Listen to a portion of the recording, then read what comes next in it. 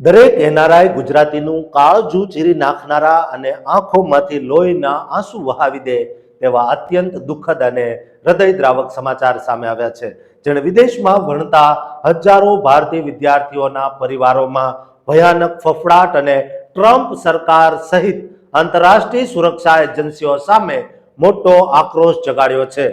દોસ્તો, અમદાવાદના ઓઢવ વિસ્તારમાં વર્ષોથી ગરીબોનું દવાખાનું ચલાવીને હજારો લોકોને સાજા કરનારા ડોક્ટર મયુર રાજદીપ અને સરકારી શાળામાં શિક્ષક તરીકે ફરજ બજાવી ચૂકેલા બાળકોનું ભવિષ્ય ઉજ્જવળ બનાવનાર તેમના ધર્મપત્ની ધર્મિષ્ઠાબેન આજે સાવ ભાંગી પડ્યા છે. છેલ્લા 19 દિવસથી પોતાના વહાલા દીકરા ધ્વનિતને યાદ કરીને ચોધાર આંસુએ રડી રહ્યા છે. તેઓ બે હાથ જોડીને સરકાર સામે ભીખ માંગી રહ્યા છે કે ગમે તેમ કરીને તેમના દીકરાનો ચહેરો તેમને છેલ્લી વાર જોવા માટે ભારત લાવવામાં મદદ કરો. કલોલ અને ઓઢવના આ લાડકવાયા તેજસ્વી દીકરા ધ્વનિત રાજદીપનો મૃતદેહ જોર્જિયાની મતકવારી નદીમાંથી રહસ્યમય હાલતમાં મળી આવ્યો હોવાનું ત્યાંની પોલીસે જાહેર કર્યું છે. બીજી તરફ કેનેડાથી પોતાના નાના ભાઈને શોધવા માટે જોર્જિયા દોડી ગયેલા ધ્વનિતના મોટા ભાઈ મિહિરને પણ ત્યાંની પોલીસે હજુ સુધી ભાઈનો મૃતદેહ જોવા દીધો નથી. ધ્વનિત ભણવામાં એટલો તેજસ્વી હતો કે તે ધોરણ 10 અને 12માં આખી સ્કૂલમાં ફર્સ્ટ આવ્યો હતો અને આગળ પીજી કરીને હૃદયનો મોટો એટલે કે કાર્ડિયોલોજિસ્ટ બનવા માંગતો હતો. તેના અમેરિકન મેડિકલ જર્નલમાં મોટા રિસર્ચ પેપર પ્રકાશિત થયેલા છે અને ગૂગલ સ્કોલરમાં પણ તેના લેખો આવતા હતા. તે પોતાને કોલેજની મેગેઝિન ટીમનો હેડ હતો. ધ્વનિત પહેલા યુક્રેનમાં MBBS ભણતો હતો, પણ ત્યાં યુદ્ધ શરૂ થવાના બરાબર 4 કલાક પહેલા છેલ્લા પ્લેનમાં તે સહી સલામત ગુજરાત પાછો ફર્યો હતો. પણ કમનસીબે જોર્જિયામાં ક્રાઇમ રેશિયો ઓછો હોવાનું જાણીને પિતાએ લાખો રૂપિયા ખર્ચીને તેને કોકાસસ ઇન્ટરનેશનલ યુનિવર્સિટીમાં મોકલ્યો હતો. ધ્વનિત ત્યાં ઓનલાઈન રૂમમેટો શોધીને એક પ્રાઇવેટ વિલામાં રહેવા ગયો હતો.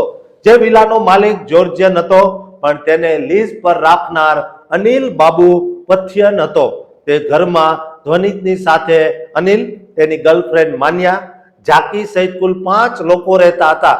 ધ્વનિતના પિતાની સત્તાવાર આરોપ છે કે આ સિનિયર મેડિકલ સ્ટુડન્ટ્સ ધ્વનિત ભણવામાં આગળ હોવાના કારણે તેની ઈર્ષ્યા કરીને તેને વારંવાર મેન્ટલી હેરેસ અને બુલી કરતા હતા.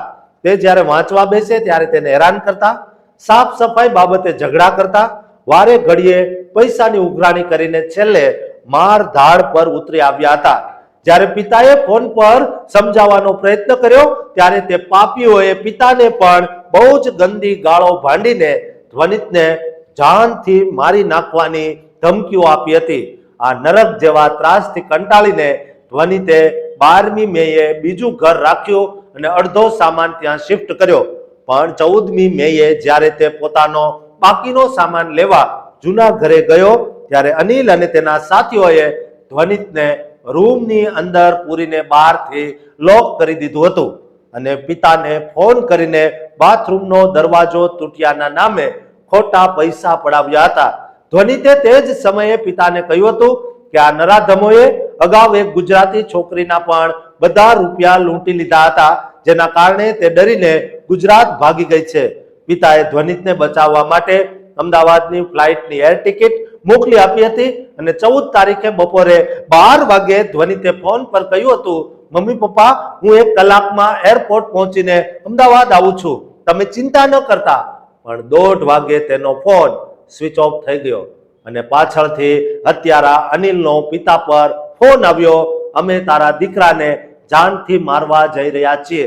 પિતાએ તાત્કાલિક ઇન્ડિયન એમ્બેસી અને કોલેજ દ્વારા ત્યાંની પોલીસને જાણ કરી, પણ જોર્જિયાની પોલીસ બહુ જ બેદરકાર અને નિષ્ઠુર છે અને આળસુ નીકળી. તેણે ટ્રાન્સલેટર વગર ફરિયાદ પણ ન લીધી દોસ્તો, અને 4-5 કલાક બેસાડી રાખ્યા અને આજે ધ્વનિતની લાશ નદીમાંથી કાઢીને નાટક કરી રહ્યા છે અને DNA ટેસ્ટના બહાને લાશ પણ બતાવતા નથી, એટલે કે પાર્થિવ દેહને પણ એ લોકો અભડાવી રહ્યા છે. પિતાએ હર્ષ સંઘવી અને અમિત શાહ સહિત વડાપ્રધાનને લેખિત રજૂઆત કરીને પોતાનો દીકરો ભારત પાછો લાવવા અને ગુનેગારોને ફાંસી આપવા અશ્રુભરી અપીલ કરી છે. દોસ્તો, તમારા સંતાનો પણ જો વિદેશમાં અભ્યાસ કરે છે તો તમે પણ સાવધાન થઈ જજો. તે કોની સાથે રહે છે, કેવી સ્થિતિમાં છે, તેની રોજે રોજની અપડેટ રાખજો. દોસ્તો, દરેક માતા પિતાને આ વિડીયો શેર કરજો અને પોતાના સંતાનોની કેર કરે માટે આ ચેનલને સબસ્ક્રાઇબ કરવાનું ચૂકતા નહીં.